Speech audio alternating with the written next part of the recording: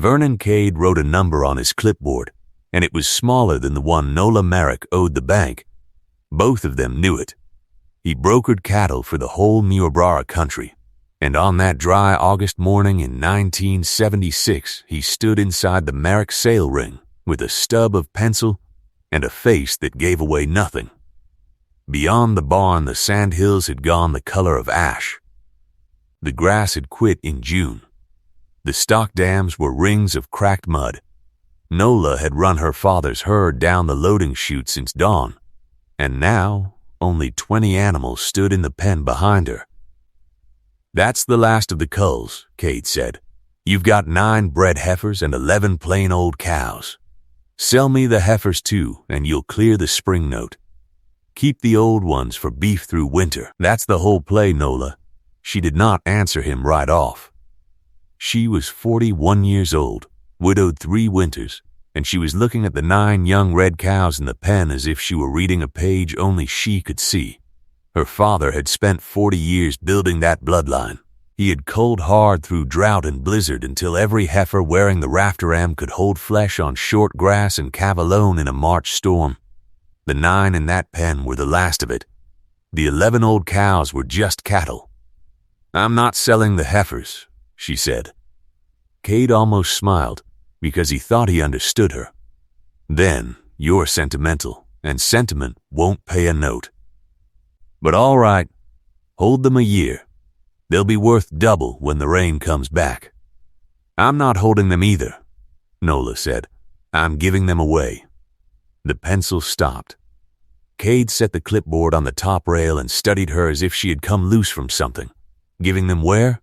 "To the farms that are folding. There's 9 families in this valley about to lose everything they've got. The Baudens, the Ostergaards, the Pelletiers, Cruz, Reese, Halvorsen, and 3 more past the river. 1 heifer to each place." Cade laughed, one short sound with no humor in it. "You'd hand your last good stock to 9 bankrupts and keep 11 worn-out cows for yourself. In a drought." He shook his head slow. "That isn't kindness, Nola. That's a widow's suicide. Done polite and slow. Those families are going under no matter what you set in their pens. You'll just go under holding the gate for them." The men along the rail had quit talking. Word of it would reach the co-op by noon and every kitchen table by dark.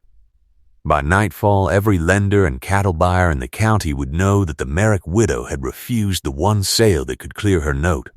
Not a soul would call it courage. Nola knew all of that. She had counted the cost of it lying awake a whole month. And she had decided anyway, for a reason not one man at that rail had thought to ask her.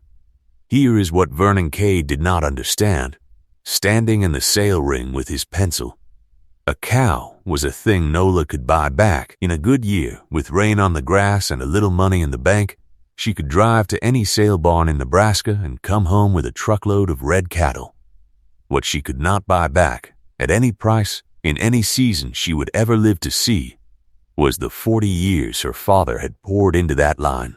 Every one of the 9 heifers was registered Red Angus. Her father had kept the herd book himself, 40 years of it, in a locked tin box on the tack room shelf.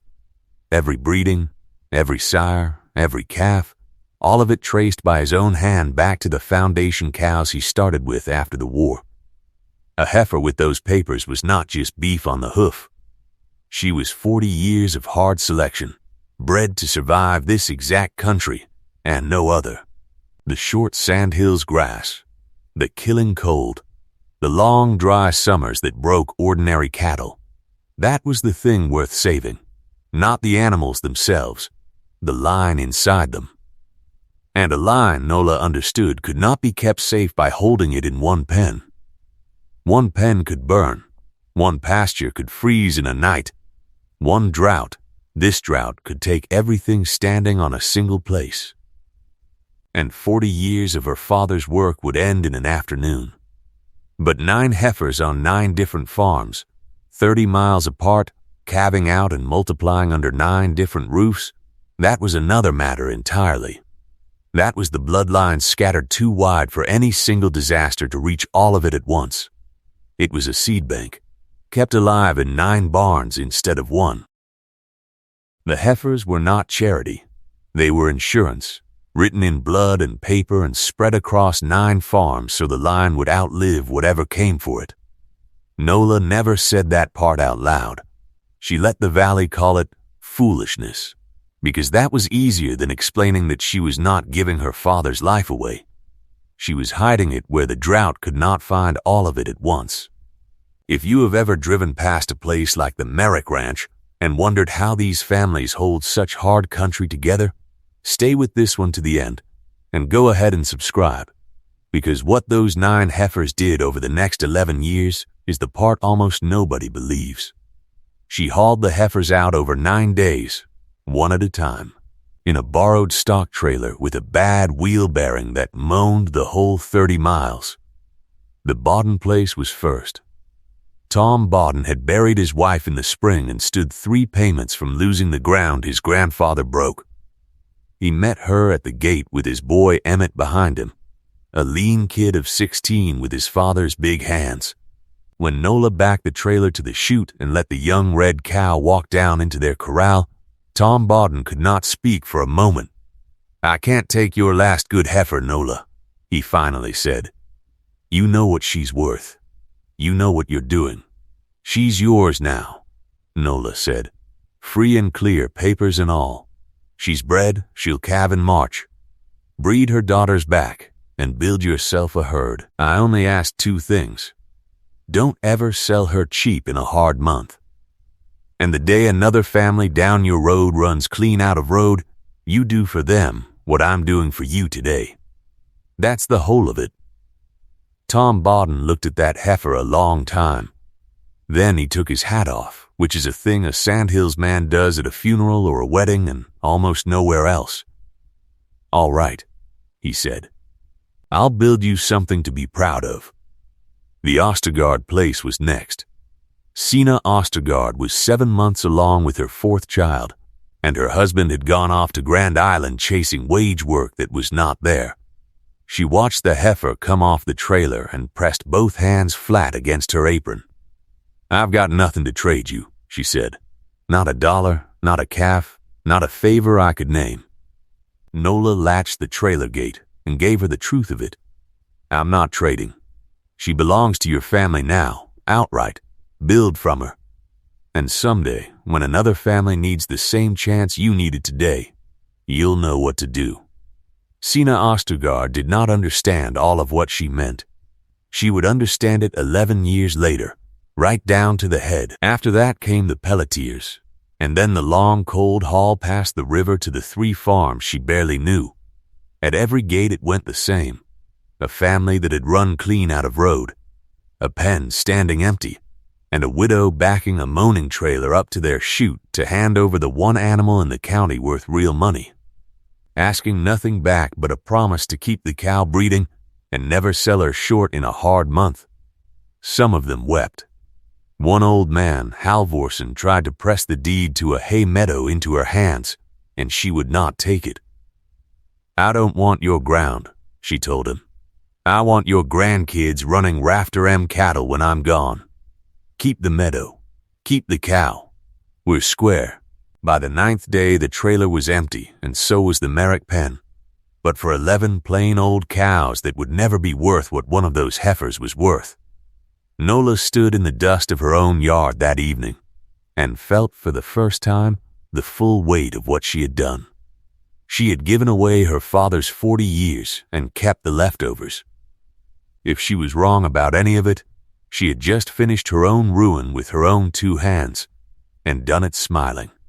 She was not wrong, but she would wait 11 years to prove it, and the drought was nowhere near finished with her yet. Word came that fall that the Pelletiers were going to sell. A buyer had offered real cash for the young registered cow, more money than the Pelletiers had seen in 2 years, and they were behind on everything a family can be behind on. Nola drove 40 miles on a bald tire to sit at their kitchen table. She did not lecture them. She set her father's tin box on the oilcloth and opened it and turned the pages so they could see. She showed them the Heifers line running back 4 decades. She showed them what one bred cow becomes in 5 years, in 10, if a family only holds on and lets the arithmetic run. Cash spends once, she told them. This cow spends every spring for the rest of your lives. Then she learned who the buyer was. Vernon Cade had brokered that offer. He had been riding the whole valley quiet since the leaves turned, buying up exactly the heifers Nola had placed. By fall, he had found buyers who would pay a registration premium for Rafter M female, and he had finally learned what a single one could fetch. What he still did not understand was what 9 families could build by refusing to sell. He had called it a widow's suicide in August. By October, he was going farm to farm trying to buy the body. She caught up to him at the co-op loading dock the first week of November. She did not raise her voice. "You stood in my sale ring and called this a widow's suicide," she said. "Now you're paying top dollar to haul the same heifers off. So which is it, Vernon? Foolish, or worth more than you allowed for in August?" Cade did not flinch. He had his reasons ready, and he laid them out flat. "It's business, Nola. Those families are broke down to the studs. I'm offering cash in hand today against a maybe someday. Any one of them would be smart to take it. And deep down, you know that. You're offering them one good winter," Nola said. "I offered them 40 years. The whole difference between us is that I don't need the cow to come back, and you can't wait to resell her at a profit." For once, Cade had no number to write on his clipboard. He looked at her, and then down at his boots, and he did not say one more word. Nola could not outbid him. She had no money at all. What she had was the herd book, her father's name, and a future no broker could ever write onto a bill of sale. She asked for nothing back. Cade's cash came with a signature and an empty pen the next morning. Nola's heifer came with a future the family got to keep and hand down. 7 of the 9 families told Cade no to his face. 2 of them wavered. Nola drove to both and sat at both tables and opened the tin box again, and in the end both families kept the cow. Her own place limped through those years on the 11 old cows. She pulled calves in the dark and doctored scours on her knees in frozen mud. She sold a little hay she could not spare to make the spring note, and made it, barely, twice. The rain came back in 1978. The grass returned to the sandhills. And out on 9 scattered farms, 9 red heifers began, quietly, to do the one thing her father had ever bred them to do. They calved, that was all. But a bloodline is patient arithmetic, and patient arithmetic compounds. Each heifer dropped a calf, and the best heifer calves were bred back, and the first daughters began calving beside their mothers. By 1980, the Baudens were back to running 30 head. With the growing Rafter M family at the heart of the herd, Tom Bauden paid the bank down calf crop by calf crop and kept his grandfather's ground. Emmett grew up over those seasons and took the cattle over from his father, and he never once forgot where the foundation cow came from. By 1985, across the 9 farms, well over 100 cattle carried the Rafter M line in their papers. 9 families that should have been auctioned off in the drought were still on their land, still branding calves every spring, because one bred heifer had handed each of them a bloodline to build on and something registered to sell in a tight year. The line Nola's father spent 40 years on was no longer penned in one place where a single hard season could kill it. It had gone everywhere. It had gone to ground in 9 barns across 30 miles, exactly as she had planned it in that sale ring, while Vernon Cade dismissed the whole idea as a widow's suicide. Her own herd came back slower.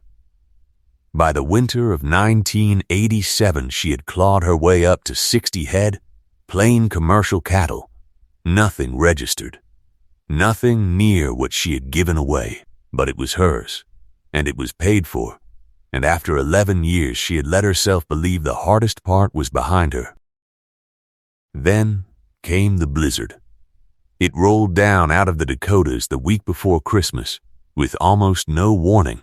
60 hours of white wind and a cold that killed anything caught in the open. Nola was out in it the whole first night, on foot because the truck would not start, dragging cattle toward the windbreak by their tails, her scarf frozen to her mouth. The snow came sideways and did not quit. She lost the fence line inside an hour and worked after that by the feel of the wire through her mittens. Twice she went down in a drift and had to dig herself back out with her bare hands. By the second night she could no longer feel her feet, and she made herself keep walking between the barn and the windbreak, because stopping in a cold like that was a decision, and she had not decided to quit. She saved what she could reach. It was not much. When the sky finally cleared and the wind laid down, she walked her pasture in a silence so complete it rang in her ears, and she counted her herd, and of 60 head, 7 were still standing. The drought had taken her herd once with heat. Now the cold had come back to finish the job.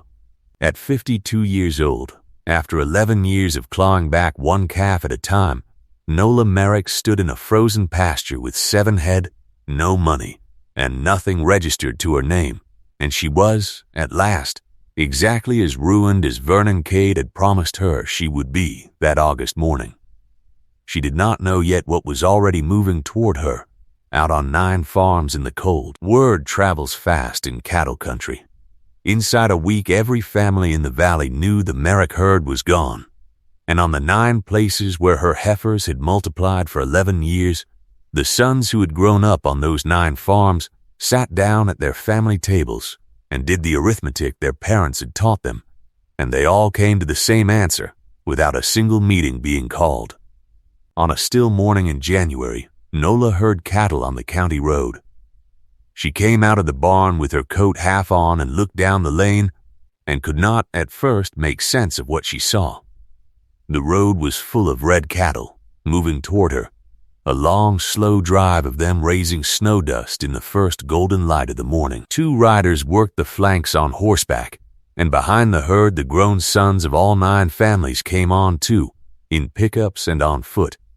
And at the head of the herd, setting the pace, walked 3 old red cows, gray around the muzzle now, and even at that distance, even after all those years, she knew them. They were wearing the rafter M. Emmett Bawden loped up to the gate ahead of the herd. He was a grown man of 30 now, and he pulled his horse up short and took his hat off when he reached her. "Morning, Miss Nola," he said. "We heard about your cattle." He looked back at the drive still pouring down the road behind him. "There's 108 head coming through this gate, 12 out of every one of the 9 places. Every last head traces back to the heifers you brought us in 76. And those 3 old girls up front leading them in, those are the very ones you gave. We figured you'd want the foundation cows home first." He turned the hat slow in his hands, the way his father had done at a shoot 11 years before. "We're not giving them to you, Miss Nola," Emmett said. "We're giving them back. My daddy made real sure I understood there's a difference between those 2 things." Nola put her hand over her mouth and could not answer him. The cattle kept coming. They filled the lane and spilled through the open gate and out across the home pasture, red and dark against the snow. More of her father's bloodline in that one morning's drive than Nola had believed she would ever see standing on Merrick ground again. Behind Emmett, the Ostergaard boys pushed the drag, grinning under their hat brims. And the herd rolled onto Merrick grass and put its head down to graze, home at last after 11 years and 30 scattered miles. Vernon Cade drove out that spring on branding day, when the sons from all 9 places were gathered at the Merrick pens to work calves. He was an old man now. He stood at the fence a long while, in front of every one of them, looking at a home pasture full of registered red Angus, every last one of them traced to the 9 heifers he had once stood in a sale ring and told her to sell. "I owe you an apology, Nola, and I'll make it where these boys can hear it. he said at last. "I called it a widow's suicide. I had the whole thing backward. You never gave that bloodline away. You banked it where I couldn't buy all of it, and no single storm on one place could wipe it out." "My father banked it," Nola said. "I only spread it out where one bad year couldn't reach all of it." She did not keep the whole 108. That was the part the valley finally came to understand about her. She kept exactly what her grass could carry through a hard winter, and not one head more. The rest, the young-bred heifers, she loaded that spring into a borrowed trailer, the wheel bearing moaning the same as before, and she hauled them right back out. This time she took them to the Vance place, which had lost everything it owned in the same blizzard, and to 2 more farms past there. 1 registered heifer to each gate, the same terms her father's cattle always traveled under.